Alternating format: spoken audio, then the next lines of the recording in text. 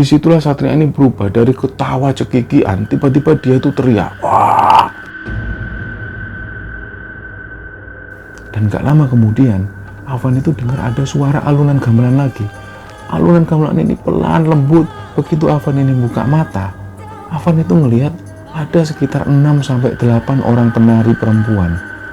Mereka semua ini pakai busana serba hijau, dan selendangnya mereka mainkan. Mereka itu membuat tari-tarian mengikuti irama gamelan.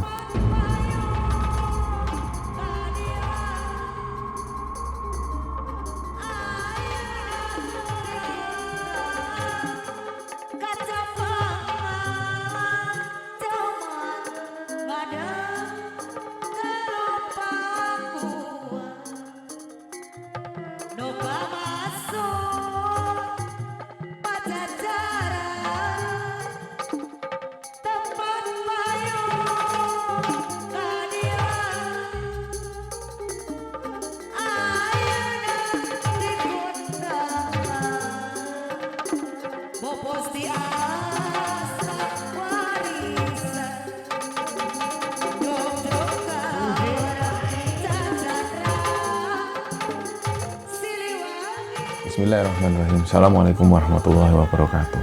Sobat Kembara Sunyi dimanapun berada, pada kesempatan kali ini kami akan bercerita tentang sebuah kisah kiriman yang dikirim oleh Sobat Kembara yang bernama Afan. Sebelum kita masuk ke ceritanya, untuk teman-teman yang nonton tayangan ini dan belum subscribe, yuk subscribe sekarang juga agar kami lebih bersemangat lagi dalam membuat konten-konten terbaru di Kembara Sunyi. Dan untuk teman-teman yang telah mendukung kami sejauh ini, kami ucapkan terima kasih banyak. Semoga amal kebaikan teman-teman dibalas kebaikan berlipat oleh Allah Subhanahu wa Ta'ala.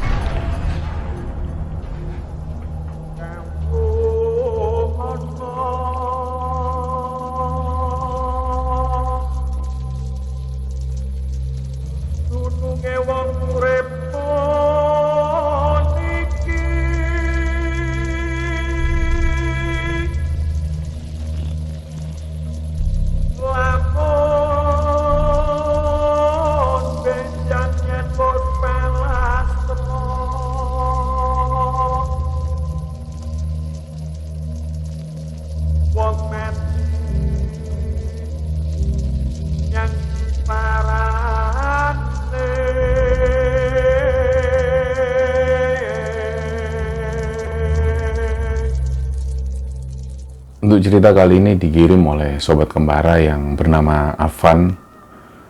Afan ini asalnya dari Kuningan, Jawa Barat.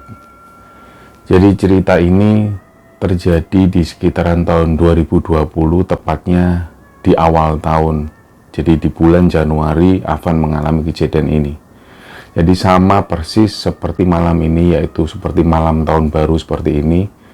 Pada waktu itu Afan ini duduk di bangku SMA, dan waktu itu Afan ini liburan semester dan dia punya rencana untuk bikin acara bakar-bakar di rumahnya waktu itu. Nah, karena dari awal orang tua Afan ini melarang Afan untuk bepergian. Nah, sedangkan Afan sendiri ini pengen liburan ke satu pantai, tepatnya pantai selatan yang ada di Jawa Barat.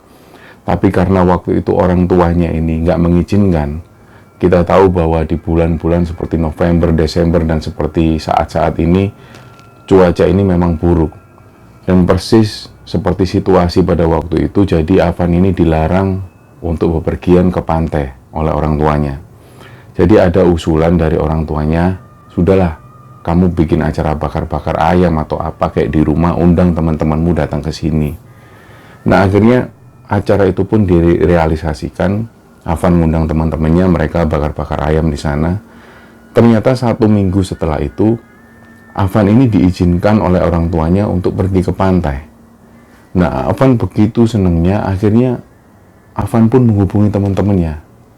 Nah, dari situlah teman-temannya Afan ini mulai mempersiapkan diri. Ada sekitar 3 orang temannya Afan. Jadi total 4 orang yang akan berangkat menuju ke pantai selatan itu. Nah, ketika hari H yang sudah disepakati, mereka ini berangkat dari Kuningan, Jawa Barat itu jam 6 pagi. Nah, kenapa mereka berangkat pagi itu? Karena untuk menyiasati kemungkinan macet dan lain sebagainya. Apalagi jarak dari Kuningan menuju ke pantai selatan yang ada di Jawa Barat itu diperlukan waktu sekitar kurang lebih 6 jam perjalanan. Selain itu juga Afan dan teman-teman ini cuma naik motor. Jadi segala sesuatunya dipersiapkan supaya nggak ada kendala ketika di tengah perjalanan. Nah, jam 6 pagi itu pun mereka berangkat menuju ke pantai selatan itu. Nah, dari awal Afan mengirimkan cerita ini, dia nggak menyebutkan sama sekali nama pantainya. Jadi kami sendiri pun nggak tahu nama pantainya. Yang jelas Afan bercerita bahwa pantai ini adalah pantai selatan yang letaknya di Jawa Barat. Dan jarak perjalanannya dari Kuningan, Jawa Barat menuju ke pantai ini sekitar 6 jam. Oke, singkat cerita, sampailah mereka di pantai itu. Ketika selesai memarkirkan motor, mereka pun langsung menuju ke pantai. Jadi hal pertama kali yang dilihat Afan itu, dia ini senang sekali karena suasana begitu sejuk dan sepoi-sepoi angin pantai itu begitu khasnya. Apalagi ditambah Afan ini sudah lama sekali ingin ke pantai. Dan pada waktu itu ketika melihat pantai pertama kali, setelah sekian lama nggak pernah melihat pantai, Afan ini begitu senangnya. Dan dilihatnya teman-teman itu juga begitu senang. Nggak lama kemudian mereka ini duduk-duduk di pinggir pantai. Di sana ada beberapa pedagang. Ada pedagang yang menjual makanan, ada juga yang menjual buah kelapa. Jadi mereka itu memutuskan untuk duduk-duduk di sana dan minum air kelapa muda. Jadi sambil santai menikmati pantai, mereka pun menikmati air kelapa muda itu. Nah, tiba-tiba ketika mereka ini sambil ngobrol, sambil bercanda, ada satu temannya Afan ini yang namanya Satria. Dia ini tiba-tiba ketawa cekikian. Dia ini ketawa nggak jelas, tapi semua temannya ini nggak tahu apa yang ditertawakan. Afan itu sebenarnya dari awal mengira, karena Satria ini suka ngelucu, suka ngelawak orangnya. Jadi awalnya dia berpikir ya Satria memang kayak gini, dia suka ketawa, dia suka ngelucu. Tapi pada waktu itu Afan ini yakin kalau si Satria ini nggak main-main. Dia ini benar-benar ketawa yang aneh. Dia tuh ketawa terus-menerus. Sampai-sampai ketika ada pengunjung yang lewat di depannya itu ngeliatin semua. Dari situlah Afan ngerasa agak aneh. Saat kamu kok kayak gini, kenapa? Dia ketawa terus. Ketawa sambil ngelihat ke arah pantai. Nah, saking anehnya, lama-lama kemudian Afan ini ngelihat ini Satria ini kenapa? Disitulah Satria ini berubah dari ketawa cekikian, tiba-tiba dia itu teriak. Wah! Nah, pas begitu Satria ini teriak, Satria ini sambil lari menuju ke pantai. Nah, begitu di tengah-tengah menuju ke pantai itu, Satria ini sambil melepas bajunya dan sambil terus teriak. Wah! Dari situlah pengunjung semua itu curiga, ini anak kenapa? Nah, semua pun menghampiri si Satria itu, terutama Afan dan teman-teman ini langsung narik Satria. Jadi si Satria ini sudah ada di tepi pantai itu, dan dia ini sudah basah kuyup semua. Jadi Afan dan lain-lain itu langsung narik si Satria. Ayo Sat, balik Sat, balik Sat. Nah, orang-orang itu ngeliatin semua, ini anak kenapa? Nah, begitu sampai di pinggiran pantai, barulah ada satu orang bapak-bapak itu yang datang. Bapak-bapak ini usianya sekitar 60 tahunan. Dia ini datang terus nanya, ini temanmu ini kenapa? Dari tadi tak perhatikan kok aneh. Nah, ternyata bapak-bapak ini, dia ini sudah memperhatikan sejak dari tadi. Sejak Satria itu ketawa cekikian, sampai dia jerit, sampai dia menuju ke pantai itu, bapak-bapak ini sudah memperhatikan. Nah, ketika ditanya hal itu, Afan dan teman-teman juga menggelengkan kepala ya. Mereka sendiri juga bingung. Akhirnya bapak ini pun megang kepalanya si Satria dan didoakan sesuatu lah. Akhirnya Satria pun tersadar dan dibawalah Satria ini menuju ke satu rumah makan. Di sana mereka istirahat, makan-makan sebentar, dan setelah makan-makan itulah si Afan ini nanya, kamu itu tadi kenapa Sat? Kok sampai kayak gitu? Kamu ketawa cekikian. Lah Satria itu awalnya yang dia ingat, begitu dia ini santai, ngelihat ke arah pantai, santai menikmati pemandangan, tiba-tiba Satria ini dengar ada alunan-alunan gamelan. Awalnya alunan gamelan ini terdengar begitu lembut sekali, pelan-pelan samar. Dia begitu menikmati. Nah, lama-kelamaan suara gamelan ini tiba-tiba berubah menjadi kencang, seolah-olah dekat di telinganya Satria. Dari situlah Satria ini mulai mengikuti irama-iramanya. Nah, karena alunan suara gamelan ini gamelan jaipongan, Satria itu begitu menikmati dan ikut ketawa karena ngerasa ada yang lucu dari pertunjukan gamelan ini. Satria pun ketawa, cekikian ketawa terus-menerus, dan suara gamelan ini tiba-tiba menjauh dan menuju ke pantai. Dan Satria ini melihat bahwa seolah-olah ada pertunjukan di tengah laut itu. Dari situlah Satria itu ingin ikut masuk ke dalam pertunjukan itu. Jadi Satria itu teriak dan melepas bajunya masuk ke dalam laut itu. Nah, itu yang diceritakan oleh Satria, dan pada waktu itu Afan dan teman-teman ini ngerasa ada yang aneh dengan ceritanya si Satria. Kenapa kok bisa seperti itu? Kalau memang cerita si Satria itu benar seperti itu, berarti rombongan kita ini jelas diganggu oleh penunggu yang ada di sini. Nah, pertanyaannya kenapa kok kita sampai diganggu? Padahal ketika datang awal, kita itu nggak melakukan apa-apa. Kita juga nggak kurang ajar, nggak berkata jorok, nggak juga melakukan perbuatan yang dilarang. Kenapa kok mengganggu kita? Jadi Afan itu sempat berpikir seperti itu, dan nggak lama kemudian, karena hari ini sudah mulai semakin sore, Afan dan teman-teman memutuskan untuk kembali ke pantai. Mereka masih ingin menikmati suasana pantai. Nah, begitu sampai di pantai lagi, mereka melihat beberapa pengunjung itu sudah mulai pulang. Tapi masih ada beberapa pedagang yang ada di sana, dan suasana ini sudah mulai mendung. Nah, jadi suasana sore hari ditambah lagi mendung yang agak gelap. Tapi mereka masih memutuskan ada di pantai itu, mereka ingin menikmati suasana pantai. Nah, sekali lagi mereka memandang ke arah pantai sambil menikmati pemandangan. Nggak lama kemudian, si Afan sendiri ini yang mendengar ada suara gamelan. Afan itu awalnya diam seperti biasa, dia ngobrol dengan teman-temannya. Lama-kelamaan dia ini mendengar seperti alunan suara gamelan.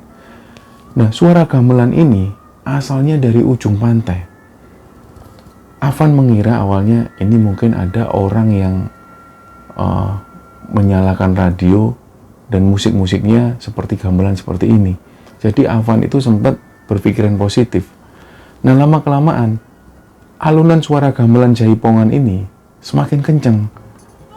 Nah, suara itu semakin mendekati telinga Afan.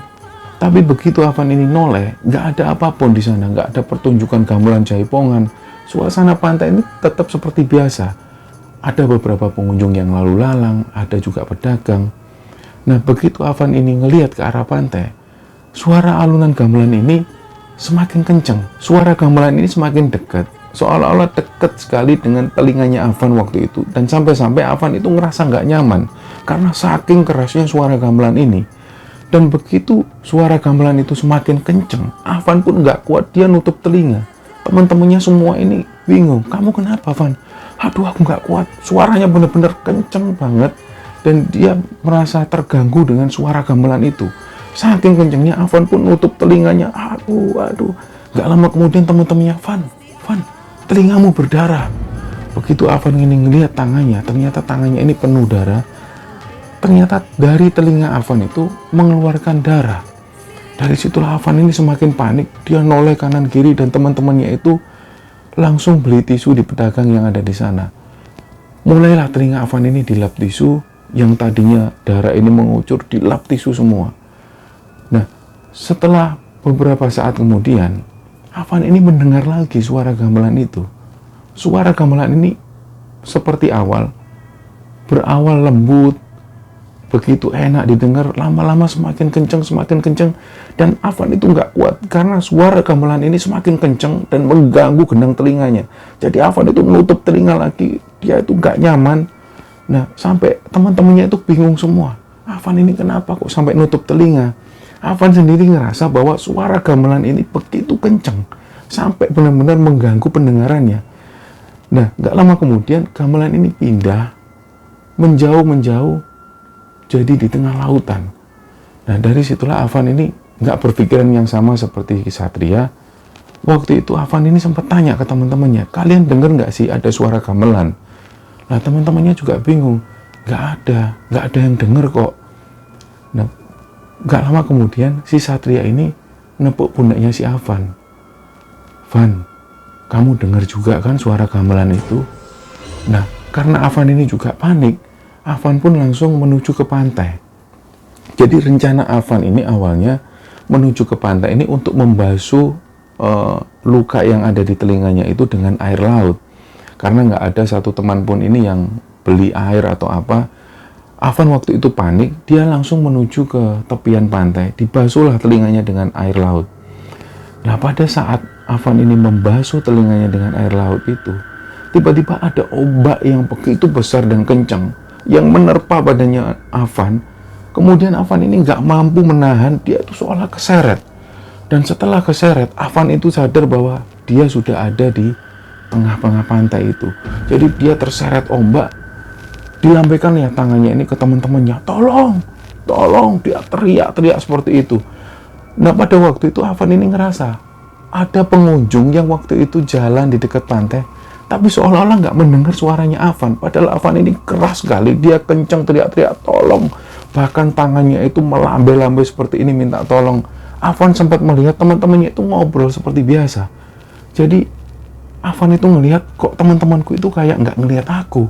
Padahal teriakan ini kenceng. Dia terus minta tolong. Dia terseret ombak. Belum. Tiba-tiba pandangannya menghilang. Terus tiba-tiba dia keluar lagi ke permukaan. Dia lihat lagi teman-temannya, tolong. Lah pengunjung-pengunjung ini biasa-biasa saja. Jadi nggak ada yang melihat satupun Afan seperti itu. Semua pengunjung ini berjalan santai seperti biasa. Dari situlah Afan ini mulai merasa aneh. Jadi dia terus minta tolong, dia terus melambaikan tangan, tapi teman-temannya nggak ada satupun yang melihat Afan. Dan nggak lama kemudian ada ombak besar lagi yang menggulung Afan, dia masuk lagi ke dalam air, dia terseret lagi, dan dia muncul lagi ke permukaan, dia melihat ke teman-temannya. Begitu seterusnya. Dan nggak lama kemudian, pandangan Afan ini pun menjadi gelap.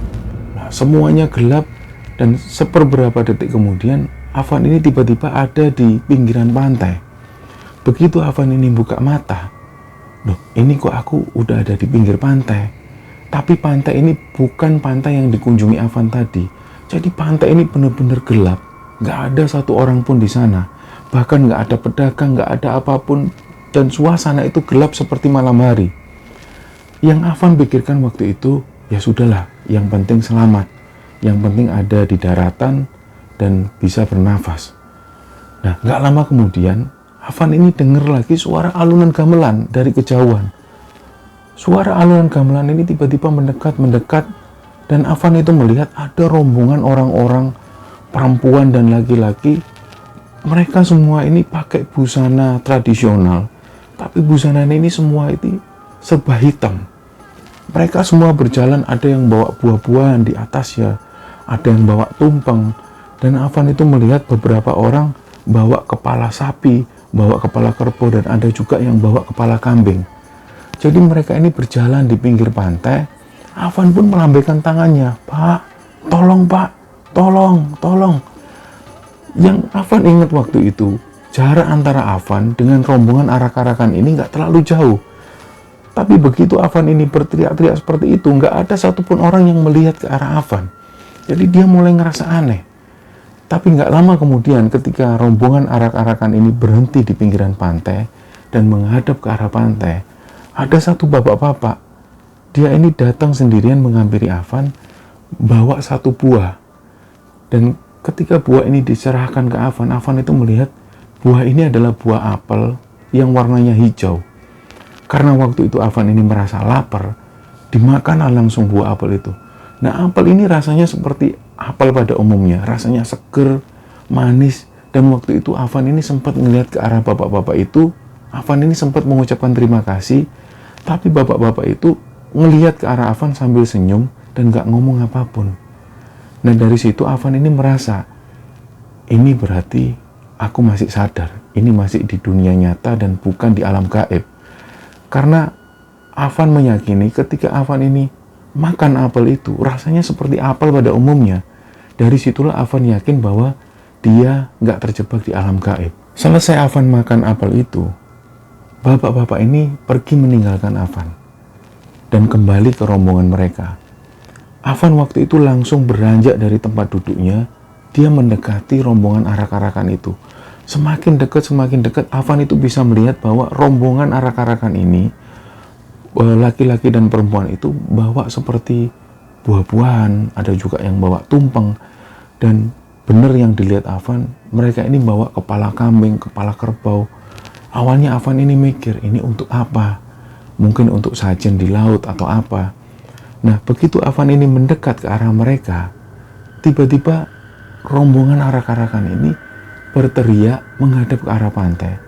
Mereka semua ini memanggil nama yang sama. Kanjeng, Kanjeng, Kanjeng. Begitu lembut diucapkan. Mereka semua ini kompak memanggil nama Kanjeng, Kanjeng. Afan itu bingung. Ini orang-orang manggil siapa? Dan gak lama kemudian, Afan ini terseret ombak lagi. Dia terseret lagi dan gak bisa menahan. Dia tergulung ombak. Jadi begitu Afan ini tergulung ombak, dia minta tolong lagi tapi sudah gak bisa. Nah, waktu itu yang dirasakan Afan, suasana ini gelap. Dan gak lama kemudian, Afan itu dengar ada suara alunan gamelan lagi. Alunan gamelan ini pelan, lembut. Begitu Afan ini buka mata, Afan itu ngelihat ada sekitar 6-8 orang penari perempuan. Mereka semua ini pakai busana serba hijau dan selendangnya mereka mainkan. Mereka itu membuat tari-tarian mengikuti irama gamelan. Jadi waktu itu Afan itu ngelihat penari-penari ini begitu cantiknya, begitu gemulainya menari seperti itu. Nah, dari tengah-tengah penari itu datang ada satu perempuan. Perempuan ini cantik, tingginya melebihi tinggi dari penari yang 6 itu, atau yang penari 6 atau 8 itu. Nah, ketika satu orang perempuan ini datang, Afan itu ngelihat perempuan ini memakai satu mahkota di atasnya. Mahkota ini berkilauan seperti keemasan, dan satu perempuan ini memakai baju yang serba hijau. Gak lama kemudian, perempuan ini jalan pelan mendekati Afan. Dari situ Afan ini gak bisa bergerak, gak bisa berkata satu apapun. Afan cuma diem. Jadi ketika sang ratu ini mendekati Afan, sang ratu itu tiba-tiba megang pahanya Afan, dan sang ratu ini bilang, yang waktu itu diingat Afan, ratu ini bilang, yang penting saling asa, saling asi, dan saling asuh. Itulah yang diingat oleh Afan. Si perempuan ini atau ratu ini berkata seperti itu. Dan begitu Afan itu melihat dari ujung kaki sampai ujung kepala, sampai Afan itu melihat mahkota yang berkilauan, Afan itu yakin bahwa inilah Nyi Roro Kidul itu. Jadi waktu itu Afan yakin bahwa dirinya bertemu dengan Nyi Roro Kidul. Dan yang Afan ingat, itulah yang diucapkan oleh Nyi Roro Kidul kepada Afan, yaitu saling asa, saling asuh, dan saling asih. Nah, setelah pertemuan itu, gak lama kemudian Afan ini seperti ada yang narik. Jadi tangannya Afan itu seperti ada yang narik. Begitu Afan ini noleh, ada sosok bapak-bapak yang menarik Afan menuju ke tepian pantai. Nah, pada saat itulah Afan ini semakin menjauh meninggalkan rombongan Nyai Roro Kidul beserta ke-8 penarinya itu. Afan ini semakin menjauh. Tapi waktu itu Afan ini masih bisa melihat. Nah, ketika sampai di tepian pantai, Afan itu dibawa masuk ke satu ruangan besar. Ruangan besar ini berwarna hijau semua.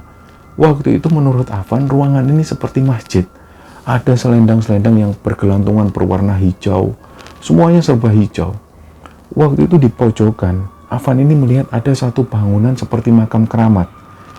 Nah, begitu Afan buka mata, ternyata ada sosok bapak-bapak usianya sekitar 50 tahunan. Waktu itu, bapak-bapak ini bilang ke Afan, Alhamdulillah, Alhamdulillah sudah ketemu, Alhamdulillah. Dari situlah Afan ini merasa, berarti selama ini dia benar-benar hilang di lautan. Dan bapak-bapak inilah yang menemukan Afan. Nah, Afan pun gak sadarkan diri lagi, kemudian bapak-bapak ini membangunkan Afan lagi. Ketika Afan ini terbangun, bapak ini pun menyerahkan satu air yang sudah didoakan. Kemudian Afan pun meminum air itu. Setelah minum, Afan pun kembali sadar. Dan yang waktu itu Afan ingat, bapak-bapak ini yang kemudian menyebutkan namanya adalah Pak Asep. Pak Asep ini telepon, entah telepon ke siapa, Pak Asep telepon, halo, ini anak yang hilang di Pantai Selatan sudah ditemukan, coba semua ke sini. Dari situlah Afan ini semakin yakin bahwa dia sempat hilang. Memangnya saya hilang berapa hari, Pak? Kamu dicari orang-orang itu sudah 2 harian. Nah, dari situ Afan ini merasa 2 hari. Padahal Afan ngerasa hanya beberapa saat mengalami situasi semacam itu. Ternyata di dunia nyata, Afan sudah hilang selama 2 hari. Nah, nggak berapa lama teman-temannya Afan ini datang dan semuanya menangis. Semua menangis haru. Singkat cerita, Afan pun kembali pulang. Nah, sesampainya di Kuningan, Jawa Barat itu, sebelum memasuki rumah, Afan ini disuruh mandi kembang 7 rupa untuk menghilangkan sial dan segala macam menurut kepercayaan keluarganya. Setelah Afan mandi kembang itu, Afan pun masuk ke rumah dan semua keluarganya ini menangis haru. Karena ternyata Afan ini dikabarkan hilang selama 2 hari di Pantai Selatan. Nah, dari cerita itulah Afan itu semakin percaya bahwa Nyi Roro Kidul itu benar-benar ada. Dan pada waktu itu Afan ini bertemu dengan Nyi Roro Kidul. Dan Nyi Roro Kidul sempat memberikan pesan, yaitu harus saling asa, saling asi, dan saling asuh. Peribahasa ini sangat terkenal dalam kebudayaan Sunda. Maka dari itu Afan menangkap betul pesan dari Nyi Roro Kidul waktu itu. Nah, cerita inilah yang dibagikan Afan kepada Kembara Sunyi. Kejadian ini pernah terjadi di awal tahun 2020. Semoga kisah ini bisa diambil hikmah dan bisa diambil kesimpulan oleh teman-teman semua. Mohon maaf kalau ada salah-salah kata. Wassalamualaikum warahmatullahi wabarakatuh.